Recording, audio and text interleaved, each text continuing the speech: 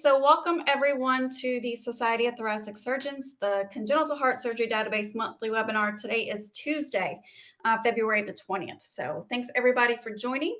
On the call with me today, we have myself, Carol Crone, we have Leslie and Chastity, we have Emily Conrad, Dr. Meyer is joining, and also we have Melinda Offer from our adult cardiac team, and Addie Dolan joining from us. STS as well. So thanks everybody for being on the call with me today. In terms of our agenda, typical, I'm just going to provide a quick STS update and an IQVIA update, and then I will turn things over to Chastity and Leslie for our data manager education, and then we'll finish things up with Q&A.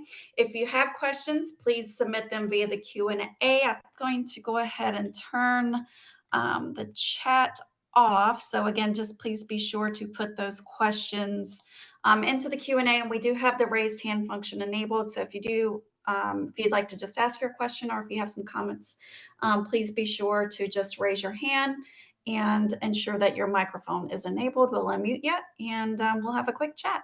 So let's go ahead and jump into the STS updates. The January training manual was posted and is available out on the STS website. Our next training manual update will be posted in March. Our February core call, we had a lot of questions, and we're still getting through those. So we are having to have 2 calls this month. I think our other call is this afternoon. So our next update will be in March. So again, stay tuned for the next updates. CHSD public reporting, the next update is scheduled to take place in late Q1 2024, and the next public reporting refresh will include results from the most recent fall 23 analysis. Spring 24 harvest is underway, as you all are aware. Does include surgery dates of January 1, 2020 through December 31st of 2023, and that harvest is scheduled to close March 22nd at 11:59 p.m. Eastern Time. Again, just my usual plea to please submit that data at least a couple of days prior to that harvest close, just in case, heaven forbid, something does happen. Murphy's Law, something always happens. But please, again, just be sure to get that final file in a couple of days prior to that harvest close, if at all possible. If you have any questions, please reach out to us directly. In terms of our IQVIA updates, I just have 2 updates to fill you guys in on. We have 2 updates that will be rolling out coming in our next, the next IQVIA release, which is scheduled for March the 9th. So our first update is regarding the Fontan, our primary procedure mismatch report update. So in a previous webinar, we informed sites to changes for the Fontan revision or conversion procedures. Currently coming up in the March 9th release, the primary procedure mismatch report will reflect those changes that were educated on in a previous webinar, which was held on August the 15th. So please refer to the CHSD training manual for any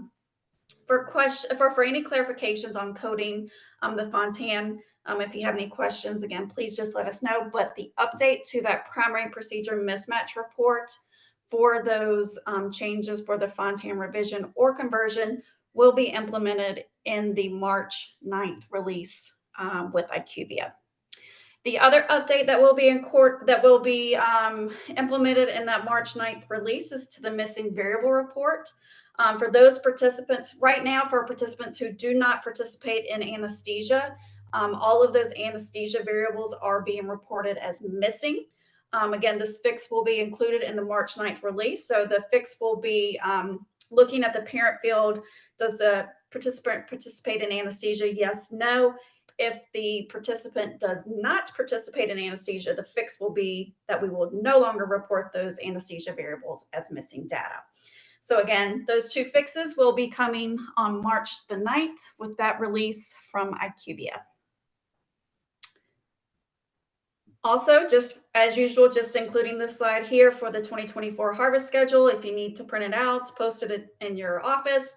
This slide is here for reference. again, the spring 24 harvest closes March 22nd. Opt-out date is March 26th, and it will include procedures up through December 31st of 2023. And then our fall 24 harvest submission closes September 27th.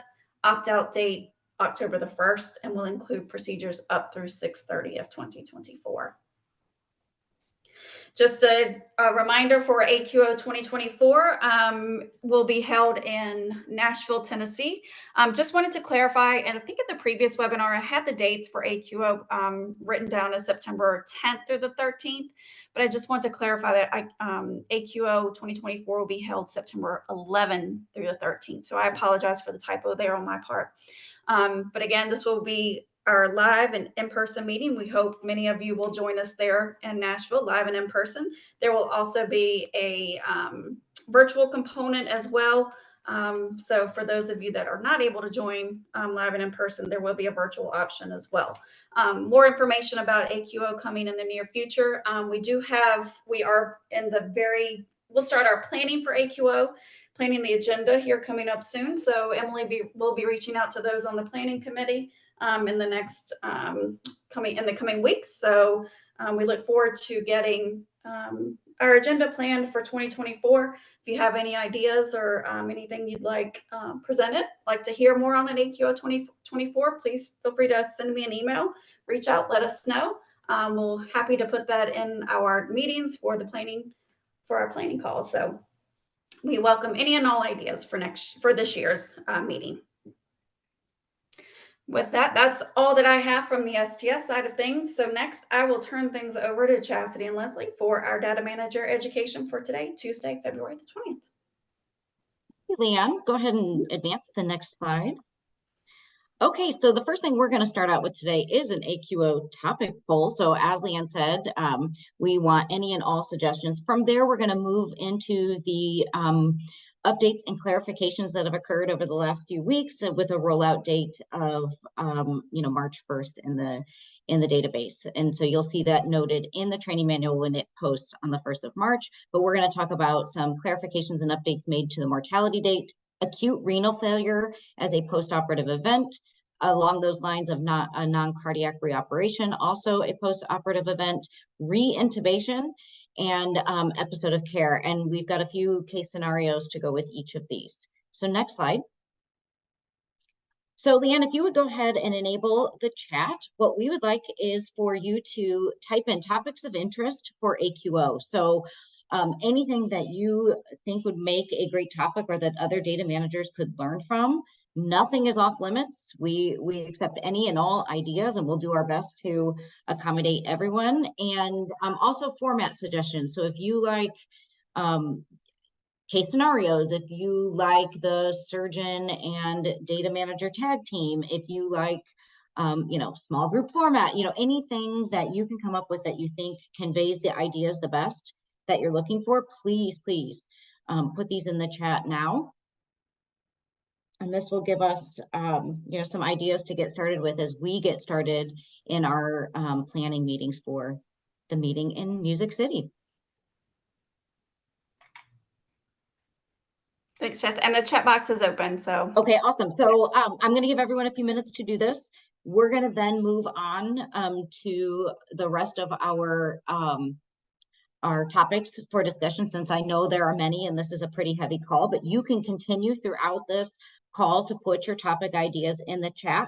If you have questions regarding our presentation of slides today, please make sure you put those in the Q&A. The chat is just for AQO ideas. So continue that, Leanne, in the background, and we can move to the next slide. Okay, so starting with the field mortality date, and this is sequence number 5005 in the database, and of course, MT date is the short name for the field. The current definition states to enter the exact date of death if known, and if unknown, the previous guidance was to enter the date of the program, the date that the program or surgeon was notified of a patient's death. So it's been there's a concern with this that the notification of the date of death could actually have a long time frame between when a program was notified versus the actual date of death. So we needed to come up with a way to resolve this. So next slide. There is going to be an update in your training manual starting with March 2024, and it still says to use the exact date of death if possible. In the event the exact date is not available, use the following guidance. So if the month and the year are known, but the exact date are not, you're going to enter the last day of that period. So the month, the last day of the month, and then the year. And so, for example, the last date of the month can only be the 28th, 29th, 30th, or 31st, depending on which month it is. So here's an example. If the patient died in January of 2022 and you don't have the exact date, then you would enter January 31st of 2022 as the 31st is the last day of that month or the specified period. If only the year is known, we're going to use that same logic and enter the last day of that year. So 12/31 year. And so whatever that year would be, if the year or year and month are unknown, then you have to leave the mortality date blank. And it's important to note that you cannot enter a future date either into this field. So next slide. Let's go through an example. In 2022, a patient discharged home on post-op day 40. When following up on mortality status at 365 days post-op, the PCP states that the patient expired sometime in 2023. So what should be entered as the mortality date? I'll give you all a few minutes to think about this. Okay, Leanne, next slide. So the correct mortality date, since we have year only, is that we are to enter the last day of the year. So that would be 12/31/2023. All right, next slide. So scenario number 2 regarding mortality date. A patient discharged home on post-op day 40. When following up on mortality status at 365 days post-op, the PCP states the patient expired, but they are not sure when. How should the mortality date and mortality status at last follow-up be entered? Is it leave the mortality date and mortality status blank? Is it enter the mortality date of 12/31/2022 as it is the last day of the year? Or enter mortality status at last follow-up as dead and leave the mortality date blank? Again, I'll give you a few minutes to think about this or refer to the guidance on, well, I guess you can't refer to the guidance on previous slide because you can't see it. I can go back. Let me know if you need me to go back, Chess. I think we can move on and discuss. So the correct answer here is that you're going to enter the mortality status at last follow-up as dead because you've been told that the patient is dead, but we're going to have to leave the mortality date blank since we do not have a year or month and year that we can enter. Next slide. Okay, so shifting to post-operative events, let's look at our current definition of acute renal failure. So if those of you that have been collecting data in version 623.2, 6.23.2, thank you. You would realize if you had any patients that had any type of acute renal failure or acute kidney injury, that the current definition does not discriminate between those two, between acute renal failure and acute kidney injury. This is a major morbidity in our database, and we do not want to collect acute kidney injury. We're really looking to pick up patients that have acute renal failure. So next slide. Much discussion occurred surrounding this post-operative event. And what we came up with is the requirement in patients that are less than 18 years of age will now have new diagnostic criteria added to their definition.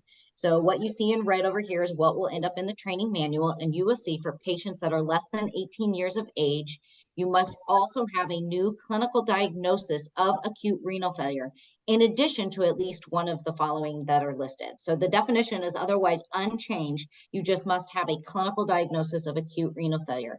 And so this way we're getting rid of the patients where they say they just have acute kidney injury. All of the other definitional criteria remain the same. So if you have a new requirement for dialysis for acute renal failure, then you automatically would have this post-operative event. And same, the adult definition is unchanged. We just added the new diagnosis criteria for patients that are less than 18 years of age to truly pick up acute renal failure and not acute kidney injury. Next slide. So keeping on the theme of post-operative events, non-cardiac reoperations. So as you know, the current definition, it includes any non-cardiac operation, regardless of whether it was planned or unplanned. So we've seen many questions come in, most of which are actually surrounding those patients that undergo repositioning, replacement, or manipulation of existing gastrostomy or enteral tubes. And so that's where our change in the definition started. So next slide. So at what currently exists in the training manual for non-cardiac reoperations is that it includes and it has a list of procedures, whether planned or unplanned. We have then also clarified, regardless of the procedure location or operator or the individual that is performing the procedure. So whether it's a proceduralist, such as a cardiologist, a radiologist in IR, or a surgeon, just to make sure that this is spelled out very clearly to everyone. So if a patient has an existing G-tube or enteral tube and undergoes either a replacement or manipulation type procedure, we've also included additional guidance. So you are not going to code this event if a patient with an existing G-tube or enteral tube undergoes a conversion from one type of tube to another. So for example, a change from a G-tube to a Mickey button through the same site in the abdominal wall, you're not going to include that. Or feeding location changes from pre to post pyloric, as in you advanced a tube from being G-tube to a GJ tube. But you are going to include this event or code this postoperative event if the patient with an existing G-tube or enteral tube received a new tube in a new site in the abdominal wall. So that's really what we're looking for, is that new tube in a new site for those patients that have existing G-tubes or enteral tubes. So hopefully this has been clarified and answers all of the questions. And many of you submitted this, so it was great to need to work on this and enhance our definition for what the database is looking to capture. So next slide. So here is a case scenario that was submitted to the FAQ box. So post-cardiac surgery, a patient with an existing G-tube undergoes conversion from a G to a GJ tube in interventional radiology. The patient subsequently develops abdominal distension, returns to interventional radiology to change the GJ tube through the existing stoma due to physical obstruction. So should the postoperative event, non-cardiac operation or reoperation, be coded? Is it no? Or yes, because the patient underwent an unplanned reoperation? Or not sure, I'm going to ask my cardiac surgeon for more information. Give you a few minutes to think about this. Okay, Leanne, next slide. So the correct answer is no, because the first procedure the patient underwent in IR was an existing tube conversion from one type to another, from a G tube to a GJ tube. And then that second procedure done in IR was not a new site in the abdominal wall. So the correct answer here is no. I don't think it is ever wrong to say you want to ask your cardiac surgeon for more information, but if I went to my cardiac surgeon, the answer would probably always be no. All of this doesn't constitute a non-cardiac reoperation. So I think just important to adhere to the existing definitions in your training manual. Next slide. All right, so re-intubation. So I'm assuming this may have been discussed on the recent EDDI call because many questions came in following that call. So we wanted to make sure that we clarify. There are no changes to the field of re-intubation at all. And this is also a postoperative event. But I just wanted to point out to clarify, since it sounds like there may have been some confusion regarding what this postoperative event of post-procedural respiratory insufficiency requiring re-intubation means and what the database is trying to capture. If you look at the current training manual definition, it states this field is not intended to collect the need for prolonged mechanical ventilation. but is capturing the need for re-intubation for respiratory insufficiency or respiratory failure. In the event a patient is electively intubated for an additional procedure and requires prolonged ventilation greater than 7 days, then you're going to code post-op event 150, which is post-operative, post-procedural respiratory insufficiency requiring mechanical, invasive, or non-invasive ventilatory support for greater than 7 days. If you notice, it does not say to also code the re-intubation or post-op event 160. It says to code the other event, 150, because again, this field is not intending to collect the need for prolonged mechanical ventilation. We're looking to collect an event of respiratory insufficiency or failure that requires reintubation for that reason. Next slide. So let's go through an example. Post-operatively, a patient requires a diagnostic cath and is intubated in the cath lab for the procedure. The patient returns to the CVICU and is unable to wean from the ventilator and ultimately requires a tracheostomy. Was this patient re-intubated for respiratory distress or respiratory failure? Is the answer yes in the cath lab for the diagnostic procedure? Or no, the patient only received prolonged ventilation? Or yes, because the patient was not able to wean appropriately from the ventilator? I'll give you a few minutes to chew on this one.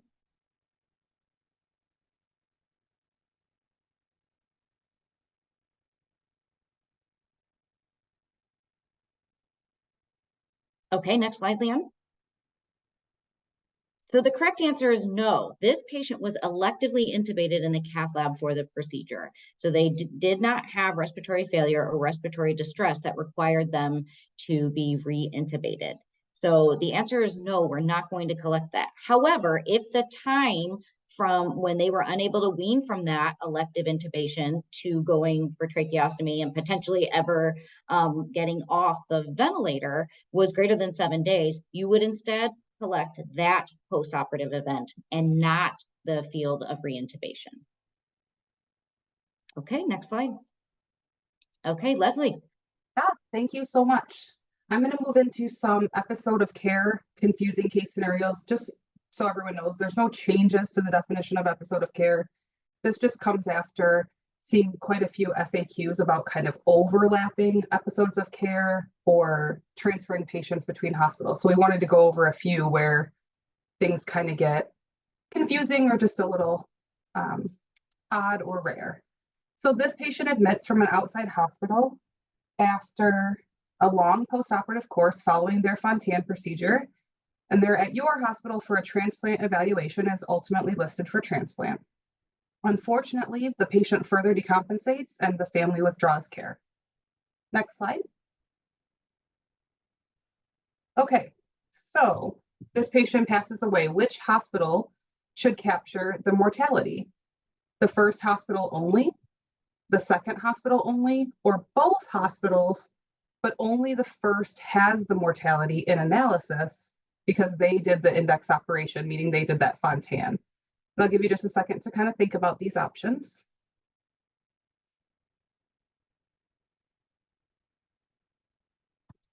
Okay, Leanne, next slide. The answer is the first hospital only, so let's dig into why that is. Next slide. Okay, so we said the first hospital only, and that is because the second hospital has not done an operation. Therefore, they don't have a reportable case, and there's nowhere to really capture that mortality. And for this example, or all of these examples, we're just talking about reporting it to STS. Of course, your medical record is going to say this patient expired, but for the purposes of STS, it's not to the second hospital only, again, because the second hospital does not have an operation or a reportable case to STS. And the next slide. And it's not both because it's the first hospital, of course. It doesn't have anything to do with the second. But I wanted to point this out because it's very important for all of us to understand that IQVIA and STS, for the purposes of analysis, they don't recognize patients across centers. It's not possible for them to assign the mortality to a different to one site or another based on who did the index operation because they don't have that information. Next slide. Okay, the same patient admits to your hospital after a long post-op course following their Fontan for transplant evaluation. On post-op day 100 from that Fontan at the other hospital, the patient receives their heart transplant. Post-operatively, the patient suffers arrhythmias. They're treated with medication and temporary pacing wires before ultimately receiving a permanent pacemaker. Next slide. Okay, which post-operative events should the transferring hospital capture? So you have your patient at your hospital. What is that other hospital capturing? None, because the episode of care ends with the transfer to the new hospital. The heart transplant as an unplanned cardiac re-op. All post-operative events through database discharge date, or unplanned cardiac re-op and arrhythmia necessitating pacemaker, permanent pacemaker. I'll give you just a second to think about those.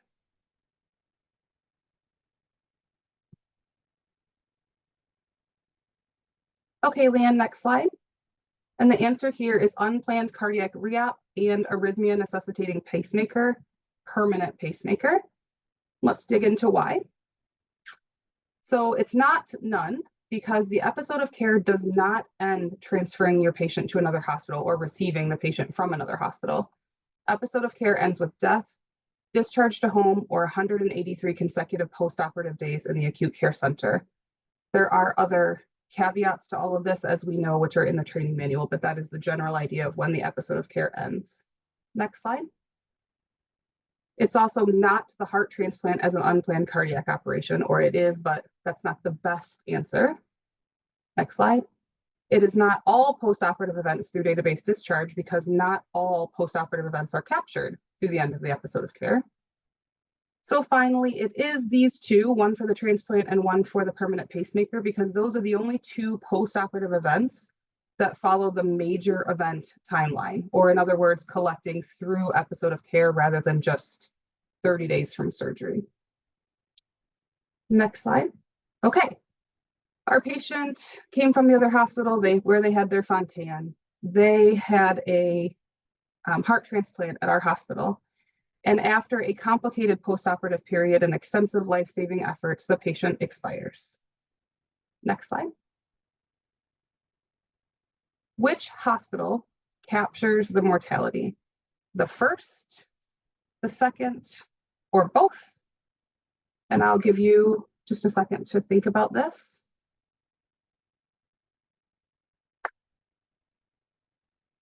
Okay, next slide, Liam. And here the answer is both hospitals. Let's dig into why. And this is because both hospitals have events that we will report to STS. So the Fontan was at the transferring hospital. The heart transplant is at your hospital, for lack of a better term. Those are both indexed. They both have mortalities. So this is, you'll both report them. And this is an example of the rare occurrence where the patient can die twice in the database. Again, because upon analysis, we can't tell, well, not we, it's not possible to know that that's the same patient between two different hospitals. Next slide. Okay, new patient. This patient arrives to your ED from home following their Fontan procedure on post-op day 15, where they are emergently cannulated to ECMO by cardiac surgery and then transferred to the ICU. The patient requires a Fontan revision later the same day, but unfortunately expires the next day. Next slide. Okay, on which event do you capture operative mortality? The first operation being that first Fontan. The second operation, this is actually a typo, it's not the second operation, it's the second Fontan. So the second Fontan operation, that Fontan revision, both Fontan operations, or all operations. And I'll give you just a second to consider this. Oh, that's okay. Surprise! Sorry. That's all right. Go ahead and go to the next. Sorry about that. Surprise, it's all operations. Okay, let's dig into why. Next slide. Okay, so as we are going through what is an operative mortality or operative death. Operative mortality includes all deaths, regardless of cause, which occurred during the hospitalization in which the operation was performed. So next slide. So this will be our kind of second Fontan, right? They are readmitted and having a Fontan operation. So yes, we're going to capture it there. Next slide. But it also includes all deaths occurring after discharge, but before the end of the 30th postoperative day. Next slide. So that includes our first operation, or both Fontan operations now would be marked yes for operative death. Next slide. But if you scroll down further in the intent and clarification in our training manual, it also says to complete this for all procedures, index and non-index, including all operation types, whether or not the case is analyzed or included in any tables. Next slide. So that's why it's all operations. We can't forget about our little friend, that ECMO cannulation. So it'll be an operative death for all of these events. Next slide. And this is an extra credit question for all of you. Which event then is analyzed as the mortality? The first Fontan, the second Fontan, both Fontans, or all operations?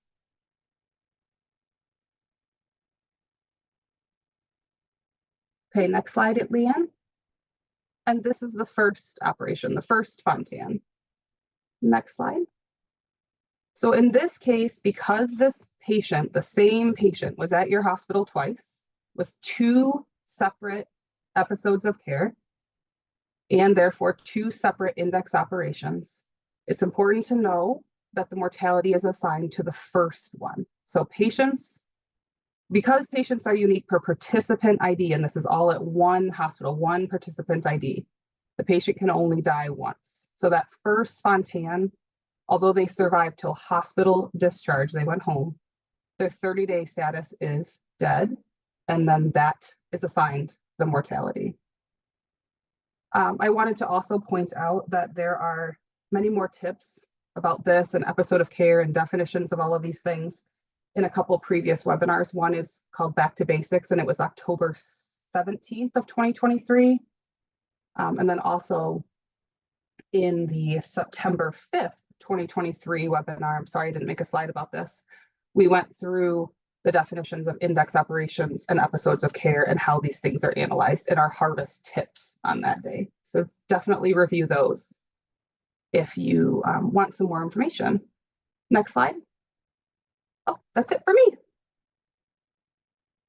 Good job.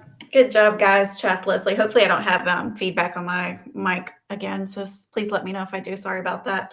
It looks like we do have some questions, so let's go ahead and tackle these. Let's see. Our first question from Cindy.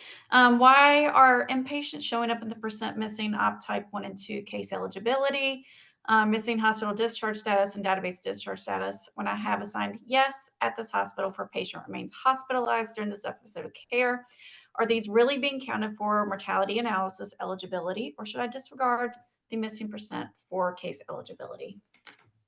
Yeah, thanks, Leanne. I can take this one. So this is a pretty common question that we've seen a lot. So in that case eligibility summary report in IQVIA, in the report notes, or I'm sorry, is that what it's called? Report notes? I think it's report notes. On the right-hand side of the table, when you look at the report, it goes through how cases get into this table. And the very last bullet point says inpatients are included in those numbers, but not included in ineligible. So I would advise using the filters on the left-hand side of that report to just look at who's ineligible and then go from there when you're doing all of your updates.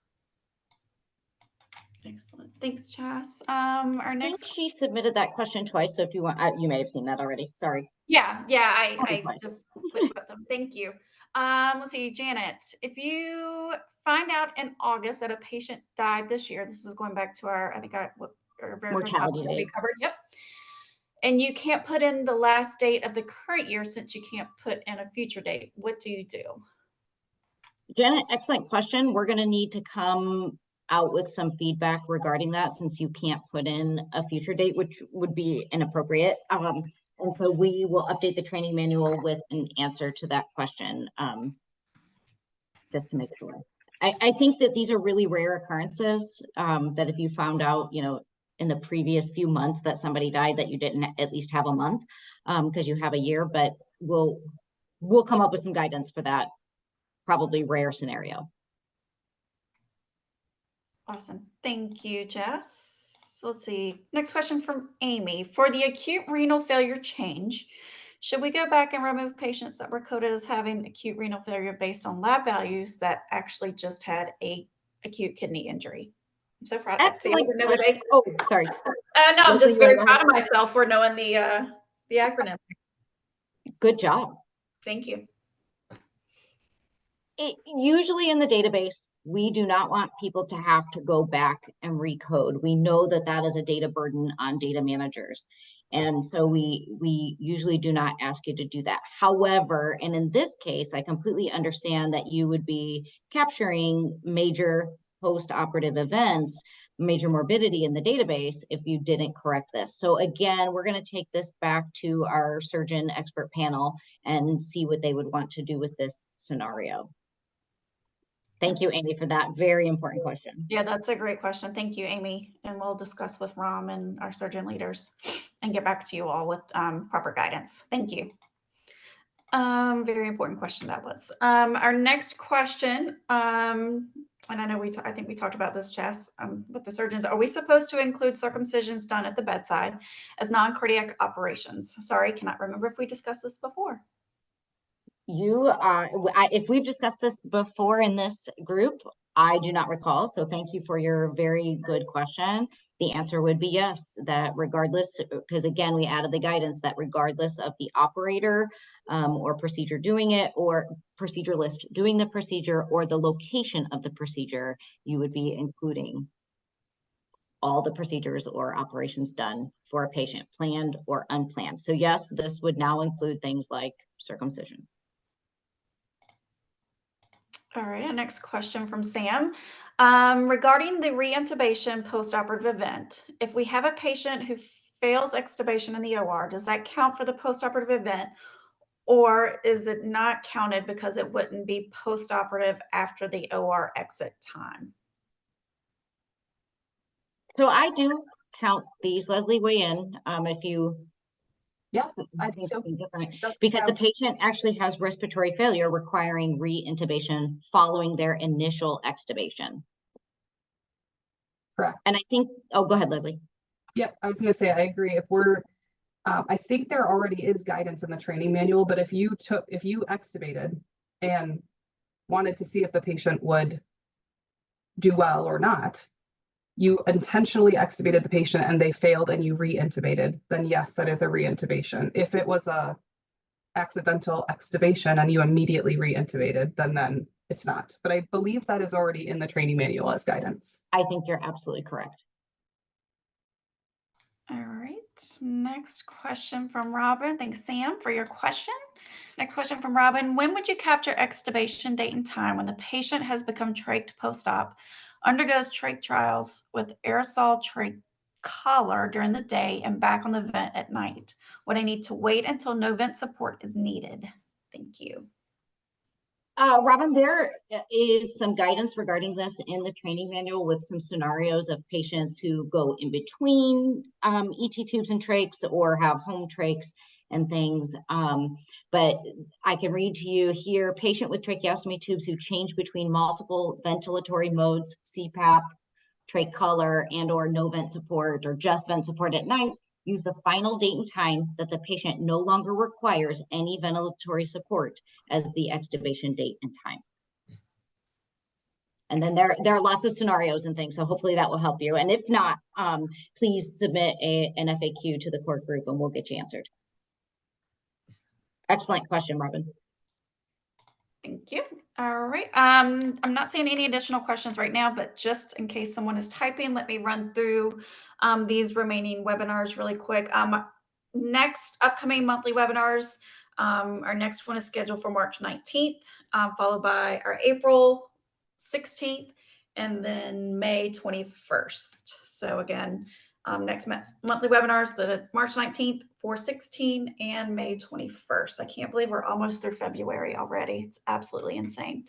Contact information, if you have questions related to tech support, if you have any questions related to the reporting, your analysis reports, you have questions related to the IQVIA platform, anything, your risk adjusted reports, please reach out to us at stsdb_helpdesk@sts.org. And then if you have any questions related to your database participation, your contracts, your agreements, invoicing, anything related to those matters, please reach out to us at stsdb@sts.org. And yes, Carmen, I can show the monthly webinar slide again. It's the 19th, the 16th, and the 21st. You're welcome, Robin. And if you're not sure who to contact, just contact me directly and I'll get you in touch with the right person. And FAQs, again, just please submit your FAQs via the clinical question submission form. Don't email Chastity and Leslie directly here at the sts.org. If we keep them into the FAQ mailbox so we can keep them organized, and Chastity and Leslie have their system so we can keep everything organized. Things tend to get lost in our personal inboxes. So again, just please continue to submit those questions via the clinical question submission form. Not seeing any additional questions come in. Chastity, Leslie, do you guys have anything to add while we wait? Or if not, looks like we can finish a little bit early and give people about 15 minutes back. Definitely close early, but everybody please review the previous webinars for harvest tips and tricks, since we're getting close to the end and we won't meet until the 19th. Yes. Very good. And yep. And we'll have that webinar on the 19th, and we'll just go over. And also just a reminder regarding the percent missingness, STS will send out that notification as we've done in Harvest Past regarding sites who are at risk for exclusion and not getting table 16. So again, that email will come out. I send those typically, I think it's a week before harvest close. So, and those emails go out to those sites who are at risk. Those sites who are at risk for exclusion. And Janet, I see your comment about can the webinars be better labeled? So that's something that I'll have to talk to about with our marketing team as they handle the posting of all those webinars. But yes, so let me talk with our marketing team to see if we can get some labeling on some more specific and see what we can do about that. But I appreciate that feedback. Let's see, our next question. Emily had a question. In preparing for harvest, will adult patients be analyzed according to the ACSD risk model in version 6232? Or will there be no difference per age in the analysis and everyone be analyzed the same? So I can take that one. So right now there will be no difference. We aren't reporting out those adult patients any differently right now, based on the ACSD risk model.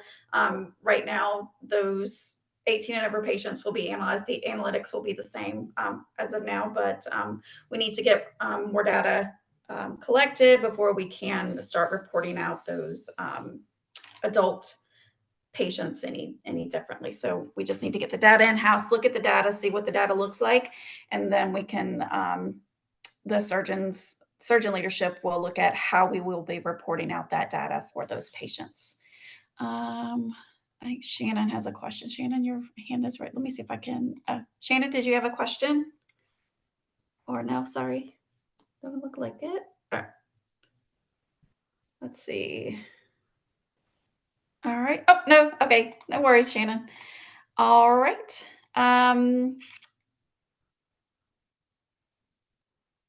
So I'm not seeing any additional questions. So I think we will go ahead and end for the day. Thank you, Chastity and Leslie, for an amazing presentation. You guys do an amazing job. We appreciate all the information, all the education that you guys provide. Thanks everyone from the STS side, and Dr. Meyer, thank you for being on today. We appreciate you guys. So with that, I hope you guys have a great rest of your day, and we'll see you all on our next webinar, which will be March the 19th. Thanks everybody for joining. Hope you guys have a great rest of your week.